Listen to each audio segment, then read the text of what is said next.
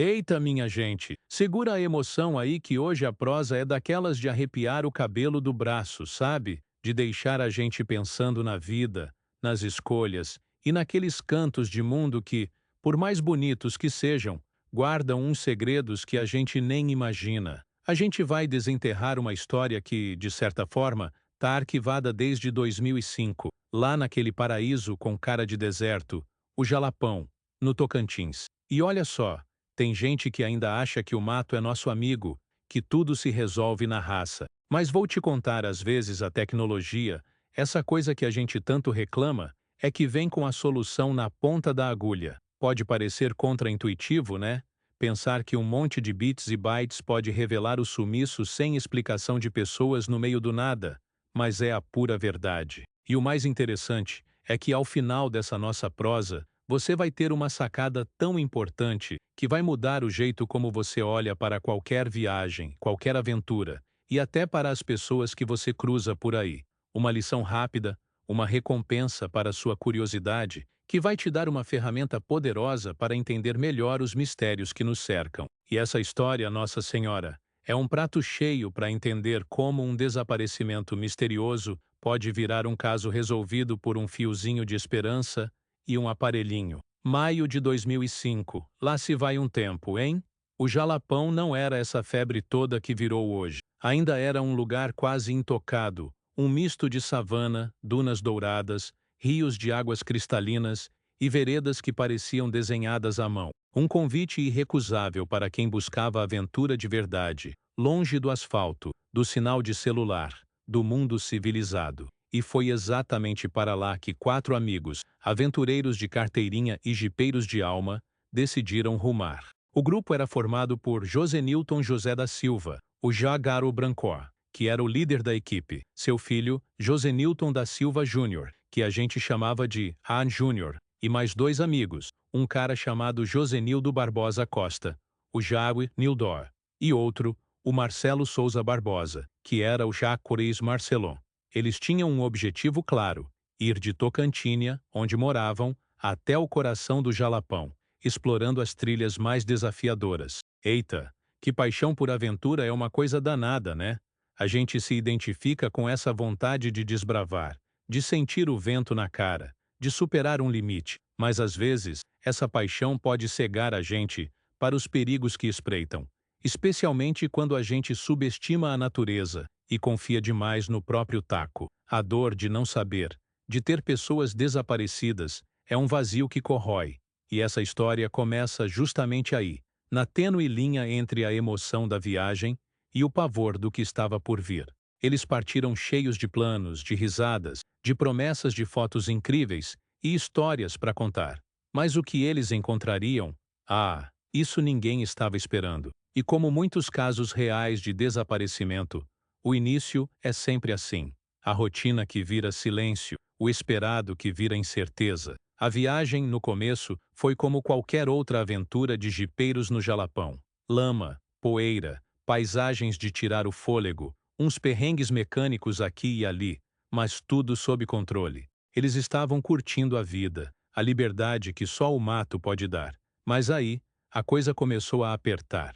Na volta, perto de um local chamado Fazenda do Rio Preto, o jipe deles, um Toyota Bandeirante, teve um problema sério no diferencial. Que aperto! Imagina só, no meio do nada, sem comunicação, com um carro quebrado. O branco, sendo o mais experiente, tomou a frente. A ideia foi deixar o carro, e eles seguiriam a pé para procurar ajuda. Parece uma decisão lógica, né? Mas no Jalapão, a lógica às vezes é uma miragem. O que se sabe é que um deles, o Josenilton Júnior, acabou ficando para trás para tentar consertar o veículo, enquanto o pai e os outros 2 amigos partiram em busca de socorro. Isso é o que foi apurado no começo. Mas a verdade é que os detalhes desse momento crucial, do adeus, do até já, nunca ficaram totalmente claros. Esse é o tipo de detalhe que assombra as famílias de pessoas desaparecidas, sabe? Aquela última imagem, aquela última conversa que fica ecoando na cabeça, sem ter um ponto final. O tempo foi passando e nada deles aparecerem. Em Tocantinha, a família começou a ficar aflita. O contato com eles já estava escasso por conta da falta de sinal na região. mas a demora começou a ser demais. A intuição de mãe, de esposa, de filho, começou a gritar. Foi um silêncio ensurdecedor que tomou conta da cidade, um misto de incredulidade e pavor. Onde estariam? O que teria acontecido? Era um sumiço sem explicação, daquele que a gente vê nos filmes, mas que agora batia à porta de uma comunidade inteira. A angústia crescia a cada hora que passava, transformando a esperança em um desespero lento e doloroso. E a gente sabe, quando a coisa aperta assim, a cabeça da gente começa a criar 1000 cenários, um pior que o outro. Os primeiros dias são de muita procura, muita gente mobilizada, mas sem um rumo certo. E nesse tipo de caso, o tempo é o maior inimigo. A notícia do desaparecimento misterioso dos jipeiros se espalhou como fogo no capim seco pela região. A busca começou de forma improvisada, com amigos e familiares, com a ajuda de fazendeiros locais, mas logo ganhou corpo com a chegada das autoridades, do Corpo de Bombeiros e da Polícia Militar. Mas, gente, o Jalapão não é um quintal, não. É uma área imensa, com mais de 34 mil quilômetros quadrados, com uma topografia difícil, cheia de trilhas que se perdem no meio do mato, rios, dunas e uma vegetação densa. É como procurar uma agulha num palheiro, mas um palheiro do tamanho de um estado pequeno. Os cães farejadores foram levados, equipes se embrenharam na mata, aeronaves sobrevoaram a região, tudo em busca de qualquer vestígio, qualquer sinal de vida, mas nada. Era como se a terra tivesse engolido os 4 homens e o jipe. A família, enquanto isso, vivia um pesadelo acordada. As mães, as esposas, os filhos, todos ali, se agarrando a cada pequena informação, a cada boato que surgia, esperando por um milagre. A cada dia que passava sem notícias, a esperança ia minguando, dando lugar a uma dor surda e constante. Será que eles se perderam de verdade? Será que encontraram alguém de má índole? E se foi um acidente e ninguém achou? 1000 perguntas, nenhuma resposta. Era um daqueles casos reais de desaparecimento que deixam um buraco na alma da gente. As histórias de desaparecidos na região não eram incomuns, mas um grupo inteiro de jipeiros experientes. Isso era diferente. A comunidade toda estava em choque, e a sensação de impotência era esmagadora. As buscas se estenderam por semanas, com um esforço hercúleo, mas a vastidão e a implacabilidade do Jalapão pareciam conspirar contra qualquer descoberta. Os dias viravam noites, as noites viravam dias, e o sumiço sem explicação persistia, teimando em desafiar todas as tentativas de resolução. E nesse meio tempo, o desespero começa a mudar de cara, de uma busca ativa para uma angústia sem fim, onde o silêncio é a resposta mais cruel.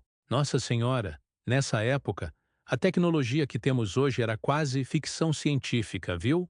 Em 2005, smartphone com GPS integrado era coisa de filme de espião, não de gente comum que ia acampar no mato. Hoje, qualquer celularzinho tem um mapa que te guia até a padaria mais escondida. Mas lá, naquele tempo, se você tivesse um GPS, era um aparelho grande, só para isso, e que dependia de pilhas e de um bom céu aberto. A comunicação, então, nem se fala. Rádio amador, talvez, ou satélite, mas isso não era para qualquer um. Então, quando eles se perderam, ficaram à mercê do próprio instinto e da pouca preparação tecnológica que tinham. Não tinha como mandar um "Jorel, estou aqui" pelo WhatsApp. Não tinha como compartilhar a localização em tempo real. A falta desses recursos modernos fez uma diferença brutal na investigação desaparecimento. Hoje em dia, um caso de pessoas desaparecidas como esse teria, talvez, um desfecho mais rápido.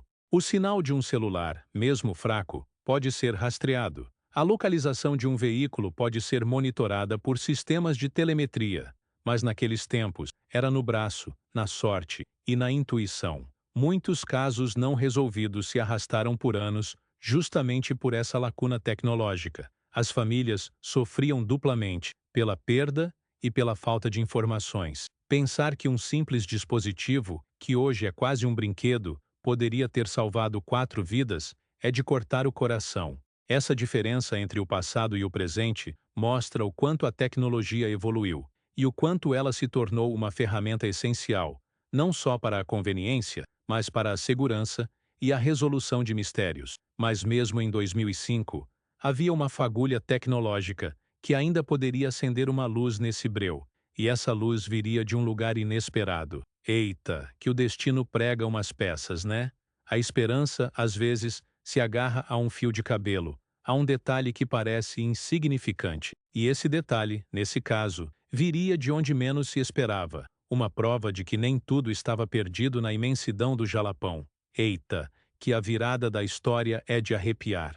Depois de semanas e semanas de buscas intensivas, de um esforço sobre-humano que parecia em vão, a esperança já estava por um fio, bem fininho. A sensação era de que este seria mais um dos tantos casos não resolvidos, uma daquelas histórias de desaparecidos que viram lendas, sussurradas nas rodas de causos. Mas aí, como num enredo de filme, um milagre disfarçado de tecnologia apareceu. Durante as buscas, em uma área remota e de difícil acesso, os bombeiros acabaram encontrando, acredite se quiser, um aparelho de GPS. Isso mesmo, um daqueles GPS mais antigos, que a gente usava antes dos celulares fazerem tudo. E não era qualquer GPS, era um que pertencia a um dos jipeiros. Nossa Senhora, que alívio e que reviravolta! É impressionante como um objeto tão pequeno, e naquela época, ainda não tão comum, virou a chave de tudo. A investigação desaparecimento, que já estava quase estagnada, ganhou um fôlego novo, uma direção clara. Esse GPS, ele não estava no jipe, estava em um local, a uma certa distância, de onde o veículo tinha sido avistado pela última vez. O que significava? Que os homens estavam se movendo. E o mais importante, esse aparelho ainda tinha os registros de navegação. Ah, meu amigo, aí o jogo virou de verdade. Os dados do GPS revelaram o percurso exato que eles fizeram depois de o carro quebrar. Não só o caminho principal, mas desvios, tentativas, uma rota que não era a esperada, que indicava um certo desespero e a busca por um atalho que nunca existiu. É como se o próprio GPS, mesmo depois de dias e dias, estivesse gritando a verdade, apontando o dedo para o local exato onde o mistério poderia ser desvendado. Essa era a pista definitiva, a voz silenciosa que a tecnologia trouxe para uma história que parecia condenada ao esquecimento. E a partir daí, o caminho, por mais difícil que fosse, estava traçado. Esse pequeno aparelho, que provavelmente eles carregavam consigo, com a esperança de não se perderem, virou a prova crucial, o mapa para o fim dessa agonia. Com a rota do GPS em mãos, a equipe de busca, agora com um foco renovado, conseguiu refazer os passos dos jipeiros. O que o GPS mostrou, na verdade, foi um desespero crescente. Eles não seguiram a trilha mais óbvia. O aparelho registrou uma rota tortuosa, com muitas idas e vindas, como se estivessem perdidos e tentando encontrar um caminho, um atalho para a civilização. E foi seguindo esse rastro digital que, finalmente, a equipe chegou a um ponto distante da estrada principal, em uma área de vegetação densa. Eita, que a cena que encontraram lá era de partir o coração de qualquer um. Ali estava o Toyota Bandeirante, virado, semi-enterrado na areia e na vegetação. E não muito longe do veículo, a verdade nua e crua se revelou. Encontraram os corpos de Josenilton da Silva, branco, Josenilton da Silva Júnior, Josenildo Barbosa Costa, Nildo, e Marcelo Souza Barbosa, Marcelo. Pessoas desaparecidas, agora encontradas, mas de uma forma que ninguém desejava. A alegria do reencontro se misturou com a dor da perda irreparável. Pela análise no local, a teoria mais aceita é que, depois de deixar o carro por problemas mecânicos, eles tentaram seguir a pé, mas subestimaram a imensidão e a dificuldade do terreno do Jalapão. O sol castigante, a falta de água e o cansaço extremo os levaram à exaustão e, provavelmente, à desorientação. Acredita-se que eles tentaram consertar o jipe, ou pelo menos um deles ficou para tentar, e os outros saíram em busca de ajuda. O GPS confirmou que eles não seguiram a rota esperada, buscando atalhos ou caminhos menos óbvios, o que os levou a se perderem ainda mais e a ficarem sem suprimento. Foi um acidente trágico, uma fatalidade da natureza impiedosa, agravada pela falta de recursos adequados para uma situação de emergência tão extrema. É um lembrete cruel de como a natureza pode ser traiçoeira e como a preparação é fundamental em lugares como o Jalapão. Os casos reais de desaparecimento terminam muitas vezes em tragédia, e esse foi um deles, mas com a particularidade de ter tido uma resolução, ainda que dolorosa, graças a um detalhe tecnológico. A família, embora despedaçada, pôde finalmente ter um fechamento, um lugar para chorar e um fim para o sumiço sem explicação que tanto os atormentou. As histórias de desaparecidos, às vezes, têm um ponto final amargo, mas esse ponto final permite que a vida, de alguma forma, siga em frente, carregando a memória, mas não mais o tormento da incerteza. E essa é uma lição valiosa para todos nós. Olha só, minha gente, essa história do Jalapão, apesar de ser lá de 2005, ainda nos ensina um monte de coisa, viu? Ela mostra a fragilidade da vida, especialmente quando a gente se aventura em lugares remotos e subestima a força da natureza. É um lembrete cruel de que, por mais experiente que a gente seja, um bom planejamento, comunicação eficiente e, sim, tecnologia de ponta, podem fazer toda a diferença entre a vida e a morte. Pensa bem, se em 2005 um GPS já foi a chave, imagina hoje com todos os recursos que temos. Mas a lição não é só sobre tecnologia, é sobre bom senso, é sobre saber a hora de parar, de pedir ajuda, de não se arriscar desnecessariamente. Muitos casos não resolvidos de pessoas desaparecidas poderiam ter tido um desfecho diferente se essas lições fossem levadas a sério. E não são só em matas fechadas, não. Pensa nas cidades grandes, nos encontros com desconhecidos. A vulnerabilidade está em todo lugar. Essa investigação desaparecimento, que teve um final triste, nos lembra o quanto é importante estarmos sempre alertas, informando as pessoas sobre nossos planos, usando rastreadores, seja um GPS de verdade ou um aplicativo no celular. As histórias de desaparecidos são muitas, e cada uma delas tem uma lição para a gente aprender. Esse sumiço sem explicação que atormentou a família por tanto tempo, teve sua resposta, mas a um custo altíssimo. É fundamental a gente valorizar a vida, a segurança e a informação. A gente não pode deixar que mais casos reais de desaparecimento virem apenas estatísticas ou lendas urbanas. Que essa história dos jipeiros do Jalapão nos sirva de alerta e inspiração para sermos mais prudentes e mais conectados, não só com a tecnologia, mas uns com os outros. Eita, que papo bom! Mas olha só, agora que você pegou a manha de, como um detalhe, um GPS simples, virou o jogo num desaparecimento misterioso tão cabeludo, me diz aí, você já teve algum aperto assim na estrada, no mato, ou em alguma situação onde a comunicação falhou, ou a tecnologia te salvou? O que você faria numa situação dessas, de carro quebrado no meio do nada e sem sinal? Comenta aí embaixo. Sua experiência pode ajudar muita gente. E mais importante, cuidado com os caminhos desconhecidos, com as propostas muito boas para serem verdade, e principalmente com pessoas que parecem inofensivas, mas podem ter outras intenções. A gente nunca sabe o que se esconde atrás da próxima curva, seja na estrada ou na vida. Esteja sempre preparado. Avise seus familiares e amigos sobre seus planos, e se a sua intuição gritar, escute. Agora que você aprendeu isso, assista ao próximo vídeo, onde eu explico as 10 ferramentas tecnológicas essenciais para nunca mais se perder em uma trilha, e como elas podem ser sua única salvação em um cenário de emergência. A gente se vê lá.